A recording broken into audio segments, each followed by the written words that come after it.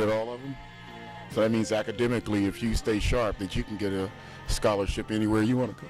Yeah. Okay, so I'm back one more time. See you in the dinner tonight to do one more interview here with one more youth. And what is your name? I'm Gabriel Elasier. Okay, Gabriel. How old are you? I'm 14. Okay, and what school do you attend? Sacramento New Technology High School. Okay, you were at the event earlier for the ribbon cutting ceremony. Tell me, what do you think about the dedication to the new educational center that's being dedicated in the name of the Reverend Dr. Martin Luther King by his daughter, Bernice King? I think that the educational center is a really good idea. And I know that Martin Luther King was a man of education and that America needs to be educated to know how things work. And the continuance process of progress of the things that we're doing today. And as far as with you, what are your plans after you continue and work your way to college? What do you plan to do? What is your vision for that time? Do you have a vision now for that? For my time after college? Yeah, no, as you work your way to college. Oh, yeah, I'm going to work hard and keep my grades up. Okay. My parents aren't going to let me drop my grades down anyway, so just another reason to do it. Okay, that's a beautiful thing, though. That's encouragement. As long as you have somebody can encourage you and supporting you, that's what you need. Because some days in education you have ups and downs. You go through trials and tribulations. You need somebody to keep you esteemed to those things. We would like for you right now to explain a little bit more about the No Youth Left Behind and the dedication of the center with the Reverend Dr. Martin Luther King and his daughter. Okay. Thank you. My name is Dr. Carol Cooks, founder and president of No Youth Left Behind Foundation of America. Sorry that things did not work out earlier, but I'm here tonight because we have received the honors from the King Estate to use the name of Dr. Martin Luther King Jr. for 10 years. And we renamed our center Dr. Martin Luther King Educational Center. It's historic in the fact that nowhere in California, this is the first in California that is actually on Martin Luther King Boulevard. So we have Dr. Bernice King in our capital city tonight, who came earlier today at 12 o'clock at the center for our ribbon cutting. It was a grand event. We had our senator there, represented from our mayor office, and we had numerous of high schools from our community present at that particular ribbon cutting. Tonight we're here at the Holiday Inn for our dinner night, which we have over 6 different high schools here that are bringing close to 35 students and their parents to hear Dr. Bernice King speak about the importance of education. Also, we'll be introducing first to our audience the National Youth Awareness sticker. As you know, we have no symbol representing our youth, meaning that when you think of breast cancer, you see the pink ribbon. When you say Nike, you see the Swisher sign. Every fast food has a symbol, like McDonald's, the Golden Arch. Every car has a symbol. Every sports has a symbol. So we're going to be introducing first tonight the National Youth Awareness sticker that's been endorsed by Francisco Rodriguez, our chancellor in Los Angeles, Shintaku, who is the Dean of Graduate Studies at UC Davis, and also Ruthie Bolton, who is our 2 gold medalist winner who played with the Monarchs, and also a Hall of Famer. So tonight is a grand night for our youth, and every youth that is here tonight will be receiving a free book of Dr. Bernice King, and it will be autographed by her. So I want to thank you, and we look forward to you supporting the center on Martin Luther King Boulevard at 3950 Martin Luther King Boulevard.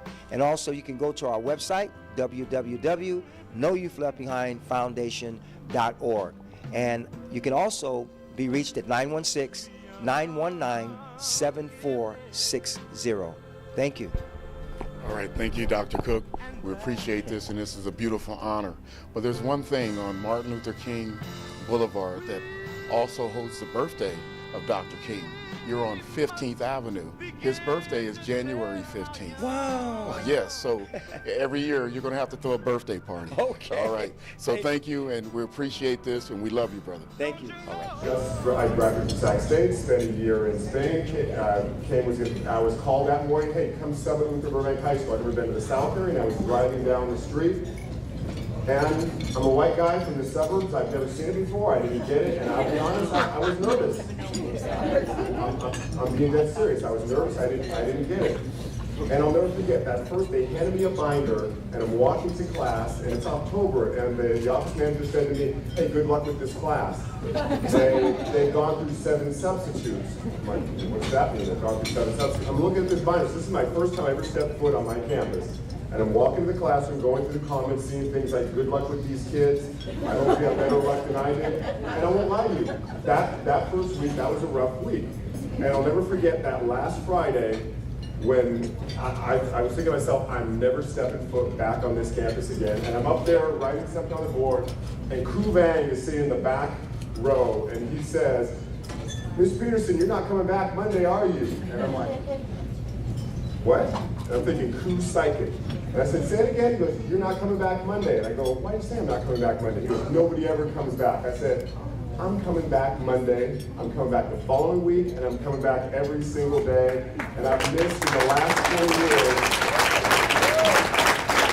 in the last 20 years, I've missed about 10 days. And I think I put Ku in his place by doing that. Profoundly impacted my life, and what we're trying to do at our school is, our students aren't going to remember all the things that we say, all the things that we do either for or with them, but they're going to remember how we make them feel. And forever, every person in this room remembers a teacher, or an adult, or a coach, or a person. And so, students, if I'm going to walk off the stage in a second and leave you with a call to action, remember that as you walk through your life. What can you do and how can you do My it? name's Ken Smith. I am the principal at James Rutter Middle School. Yay! I just used to go there years ago. I did. I'm privileged and honored to be here. This feels like a culmination of what I've worked for in my entire life. I grew up in the East Bay. I grew up in a home of a drug-addicted mom and on welfare. And at some point in my life, I decided I needed to give back. And I went into education because of things like this. The support for kids that need support, that don't maybe not even know they need the support, but given an opportunity to have adults that really care and understand that without some sort of leadership and a commitment to their hearts, they can become anything that they want to be. Makes a difference in your life. The way you feel, the way you think, the way you treat one another. We are human beings to give love, respond to love, and respect love. And we can free our minds from all the things that seek to pull us down, pull us down, pull us down. So knowing who you are makes a difference in your life. The way you feel, the way you think, the way you treat one another.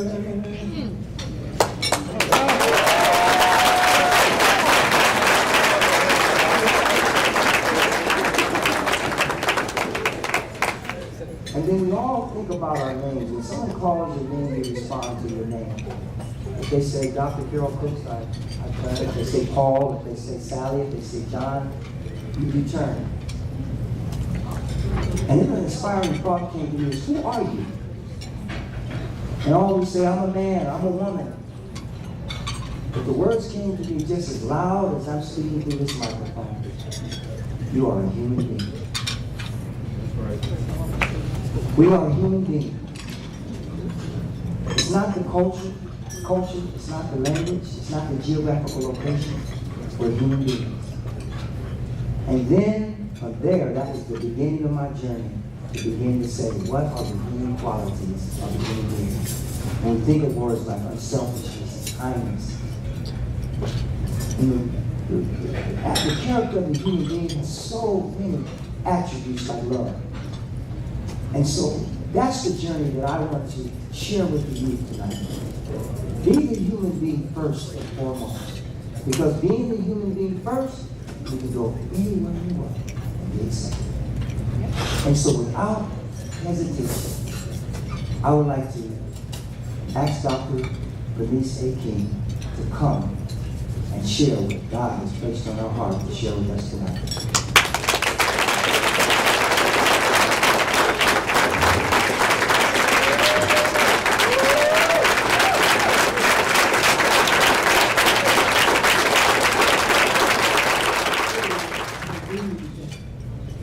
Refreshing to be here and in the midst of someone with such deep passion and commitment to the next generation.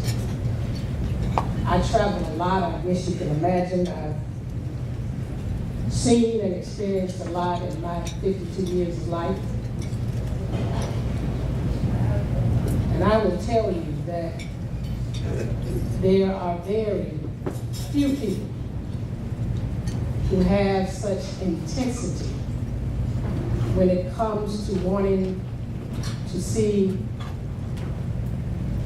a difference in the lives of our young people in our community. I had an opportunity 3 weeks ago to be here to speak for another organization, and was blessed with the opportunity to be picked up by Dr. Cooks from the San Francisco airport. And it took us about 5 hours on that Labor Day weekend to get here. And I kid you not, about 80% of that time, he talked my ear off. And it was intriguing, and I will admit that my brain was overwhelmed and tired when he finished. Because the things that he was sharing with me were not surface. And part of the problem in our world today is we continue to try to solve these problems that we have on the same level of thinking in which they were created. And we're gonna have to go deeper than we've ever gone before. We're gonna have to disrupt some things, and that's why I believe we've seen the emergence of the Black Lives Matter movement with everything that they have done in our society, whether you agree with it or not. It is indeed a wake-up call. Because the reality is that we have left behind more than one generation. We've left behind 2 generations of young people. And so it is incumbent upon everyone in this room to realize that we each have a responsibility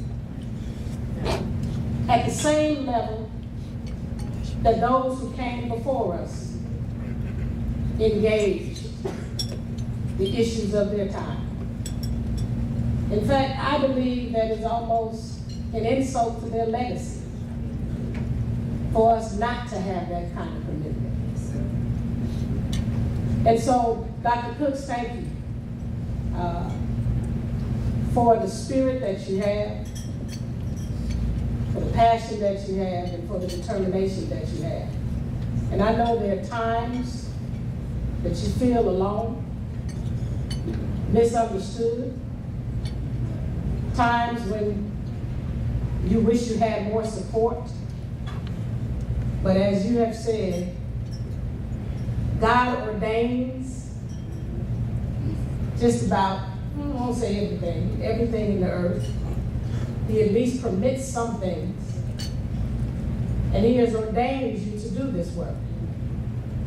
And therefore he will continue to sustain you. And I decree and declare that everything that you need to do the work that you've been called to do here in Sacramento and ultimately across this nation, that it shall be. All right.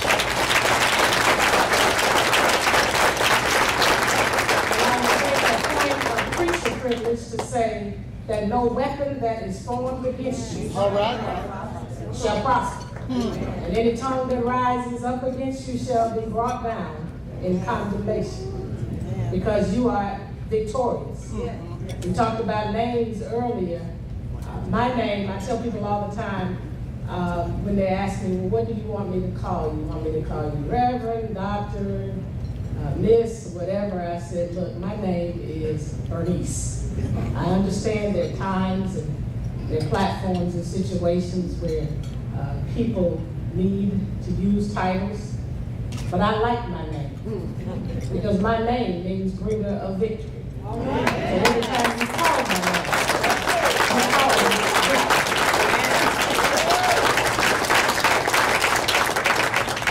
That's a challenge to young people in the room to look up your name. Because you may discover some power in that name. And don't ever worry about what other name somebody else might call you. It's the name that you answer by that matters the most. I want to do something very unconventional because a lot has been said today. I want to thank the principal for your words that you shared with us just a little bit ago. Very powerful. But I want to do something that I seldom do, but I think is important to do in this audience, because if I'm not mistaken, this is probably an audience of about 35, maybe 40% young people, if not more. And so I want to ask everyone that is under the age of 25 now, I didn't say if you feel like you want to be, wish you were. I didn't say reminisce and have flashbacks. If you are, in fact, under the age of 25, I want you to stand up and remain standing until I ask you to be seated.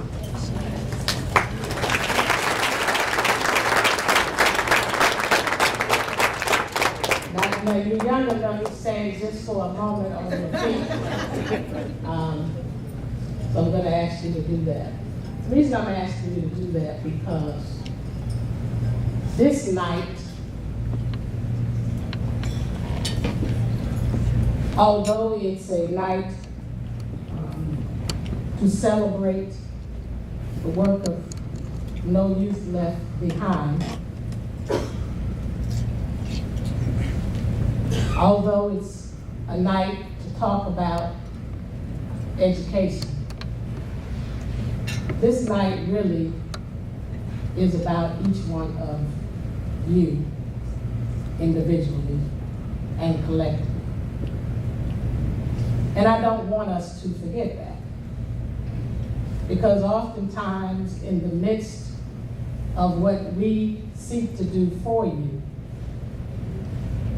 we sometimes look past you.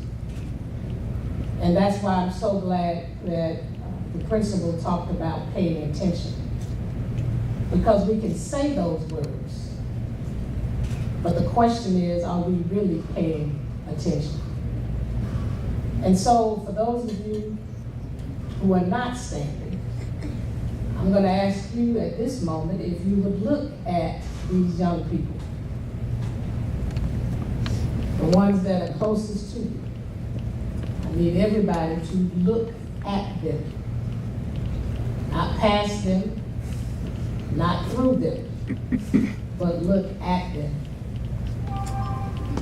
the Bible tells us that children are an inheritance. Keep looking, don't look at me. I'm not important right now. I'm just the bearer of the message. Children are an inheritance from the Lord. They have been gifted to us. Everybody that you are looking at, the person that you are looking at, is not an accident. They are not a mistake. Even though it may have been a moment of oops with their parents, they are here because God intended for them to be here.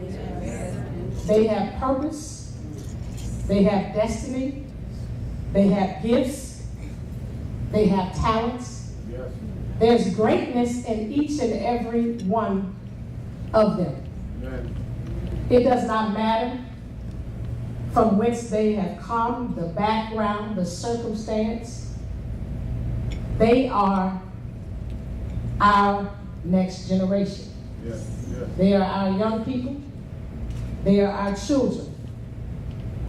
They must matter to us. In the midst of a culture now that's grappling with Black Lives Matter, these lives that you are looking at tonight matter.